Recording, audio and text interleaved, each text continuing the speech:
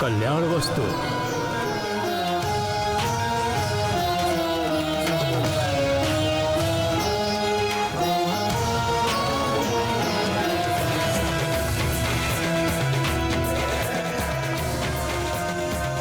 उसके उपरांत आकाश गंगा तीर्थ में स्नान करके तपस्या आरंभ करना। भगवान उमाकांत अवश्य कल्याण करेंगे।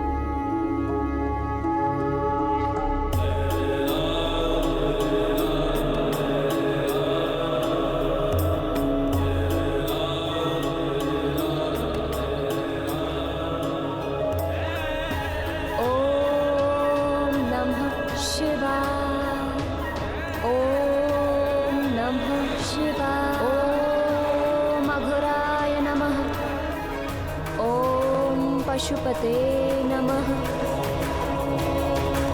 ओम नमः शिवाय। ओम नमः शिवाय।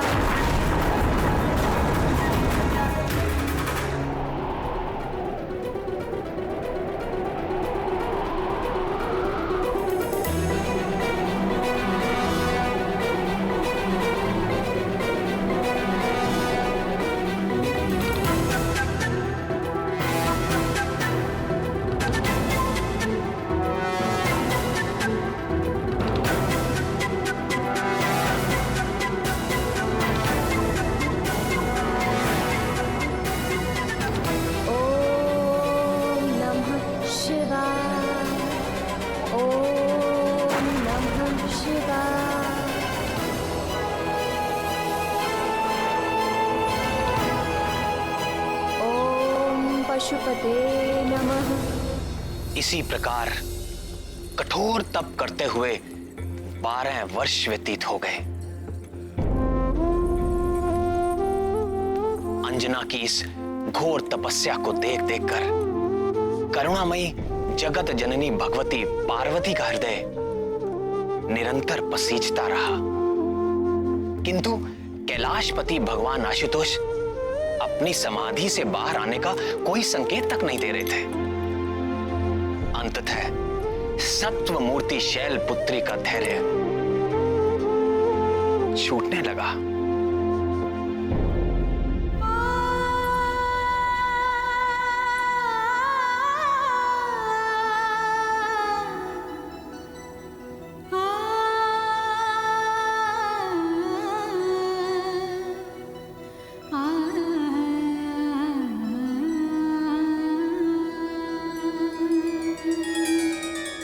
हे शशि शेखर, आंखें खोलिए। अंजना के तप से समस्त लोग कंपित हो उठे हैं। हे दीनानाथ, आप तो आशुतोष हैं, अपने भक्तों पर शीघ्र प्रसन्न हो जाते हैं। फिर अंजना के घोर तपस्या को तो 12 वर्ष बीत चुके हैं प्रभु। आप कब प्रसन्न होंगे? उस दीन के प्राण संकट में है दीनबंधु, दया कीजिए।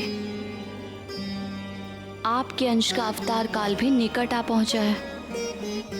आंखें खोलिए स्वामी और उसे उसकी तपस्या का फल दीजिए। आंखें खोलिए स्वामी और उसे उसकी तपस्या का फल दीजिए।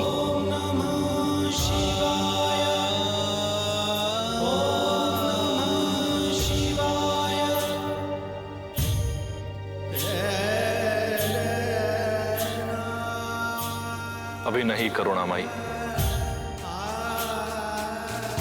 अभी एक परीक्षा शेष है।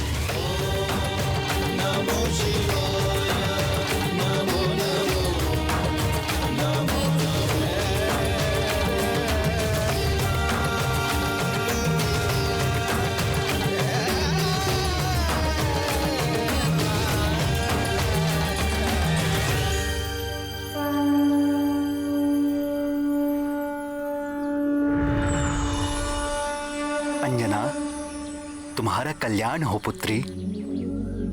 तुम्हारी तपस्या पूर्ण हुई। आंखें खोलो पुत्री।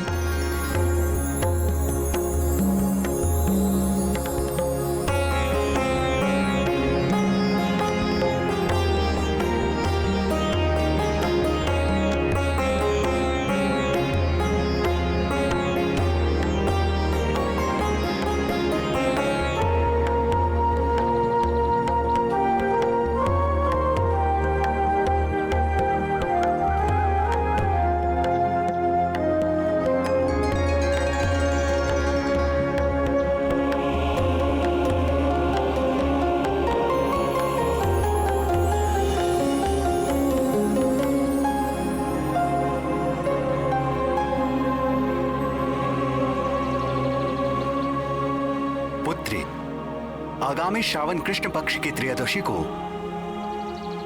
देवाधिदेव महादेव साक्षात तुम्हें दर्शन देंगे और आशीर्वाद प्राप्त होगा। उनके स्वागत का प्रबंध करो पुत्री। और ध्यान रहे पुत्री, भगवान भोले शंकर के सत्कार में कोई त्रुटि ना होने पाए।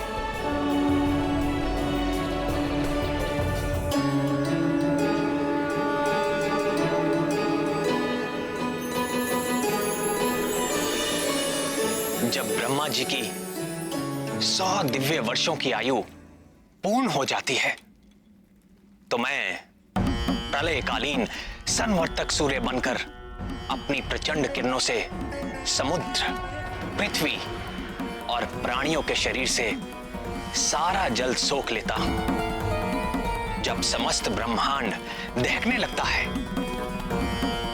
तो मैं ही प्रलयकालीन मेघ के रूप में सहस्रों वर्षों तक मोटी मोटी धाराओं से इस समस्त ब्रह्मांड को जलमग्न कर देता हूं। तब पृथ्वी जल में विलीन हो जाती है। जल तेज में, तेज वायु में, वायु आकाश में और आकाश अहंकार में लीन हो जाता है। अहंकार महतत्व में और महतत्व मूल प्रकृति में लीन हो जाता है। उस अवस्था में जब समस्त जीवों और देवताओं के साथ वेद और ब्रह्मा भी मुझ में समा चुके होते हैं तो इस सृष्टि का उस प्राकृत प्रलय में लोप हो जाता है। फिर नवीन सृष्टि का समय आने पर मैं समस्त सृष्टि के तत्वों व उनकी एकता के द्वारा एक विराट शरीर की रचना करता हूं। उसी विराट शरीर की नाभि से नवीन ब्रह्मा प्रकट होते हैं।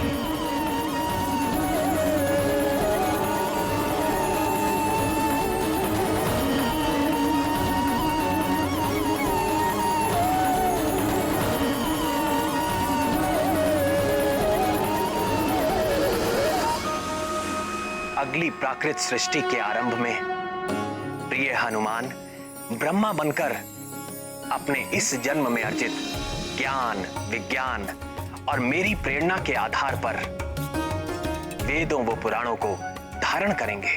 तत्पश्चात रजोगुण का आश्रय लेकर संकल्प शक्ति मात्र से सृष्टि कार्य में संलग्न होंगे और भू, भुआ और स्वः नामक त्रिलोकी की रचना करेंगे और फिर प्रजापतियों के माध्यम से वृक्षों, पशु पक्षियों, मनुष्यों की सृष्टि के साथ देवता, पितर, असुर, गंधर्व, अप्सरा आदि की देव सृष्टि भी करेंगे। यन्नाभिपद्मभवनादहमासमीप्य लोकत्रयोपकरणो यदनुग्रहेण तस्मै नमस्त उदरस्त भवाय योग। अपने आराध्य श्री राम के गुणगान और उनकी सेवा के अतिरिक्त महाबली हनुमान के हृदय में और कोई अभिलाषा नहीं। उनके लिए सारा संसार सिया राममय है। वो चुटकी बजाकर अपने प्रभु की उबासी दूर भगाएं या ब्रह्मा होकर सृष्टि करें, सब कुछ उनके लिए राम काज ही है। नैव मे दृशमनुस्पृशस्तभवाय योग निद्रावसान विकसन्नलिने क्षणाय सोऽयं समस्त जगतां सुहृदेकयात्मा सत्त्वेन यन्मृडयते भगवान् भगेन। हनुमान जी की इतनी महिमा सुनकर मेरे मन में उनके बाल लीला सुनने का चाव और बढ़ गया है। किंतु प्रभु, उसके पहले उनके जन्म की कथा तो पूरी कीजिए। भगवान भोलेनाथ ने कब और कैसे अंजना को आशीर्वाद देके उसकी मनोकामना पूर्ण की, थोड़ा विस्तार में बताइए ना प्रभु। हाँ श्याम सुंदर, महादेव ने माता पार्वती से कहा था कि वो एक और परीक्षा लेना चाहते हैं। फिर क्या हुआ?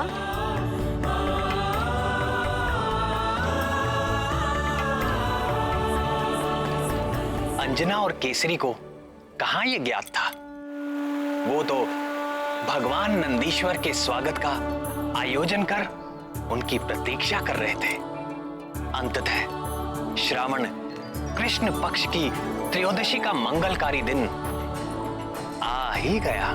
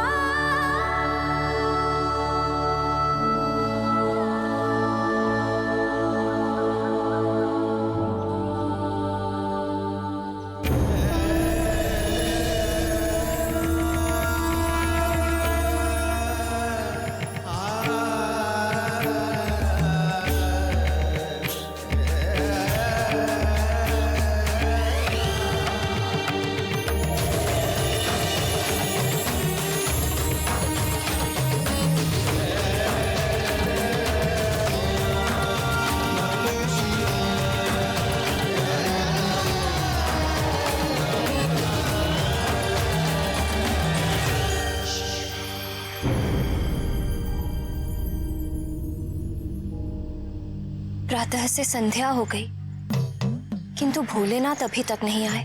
भक्ति भिक्षाम देहि, भवति भिक्षाम देहि, भवति भिक्षाम देहि।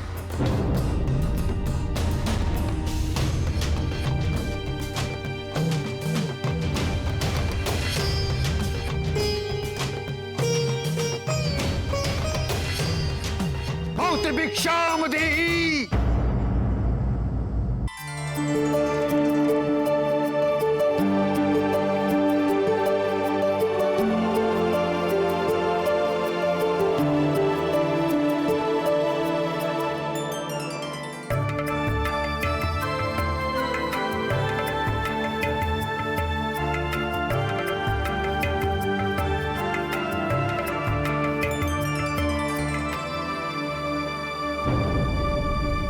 क्या इस बूढ़े के साथ उपहास कर रही हो?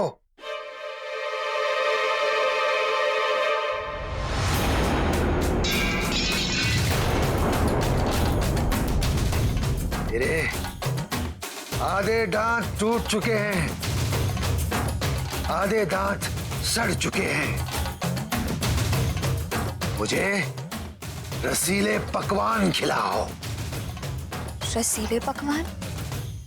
ऐसे अनजान बनने का नाटक मत करो।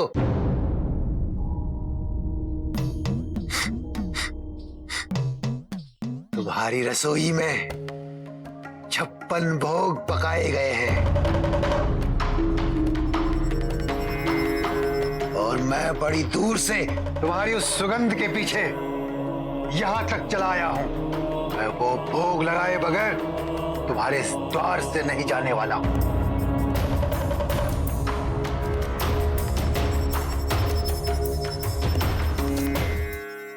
क्षमा करें बाबा, आज हमारे घर में एक विशेष अतिथि आने वाले हैं और ये सारा आयोजन उनके स्वागत के लिए किया है। तुम कह रहे हो कि मैं अतिथि नहीं हूं? मैं बूढ़ा, दरिद्र, करूप हूं, इसलिए वो अतिथि नहीं होता जिसको न्योता देकर बुलाया जाए। अतिथि वही होता है जो बिना बुलाए किसी भी तिथि में चला जाए। नहीं नहीं बाबा, मेरी बात का अर्थ ये था कि ये सब हमारे इष्ट नहीं, अनिष्ट होगा तुम्हारा। मेरे समान बूढ़े दरिद्र भूखे को भोजन न करा के कोई भी इष्ट प्रसन्न नहीं होने वाला। बोलो, कराते हो 56 भोग? तो मैं चला।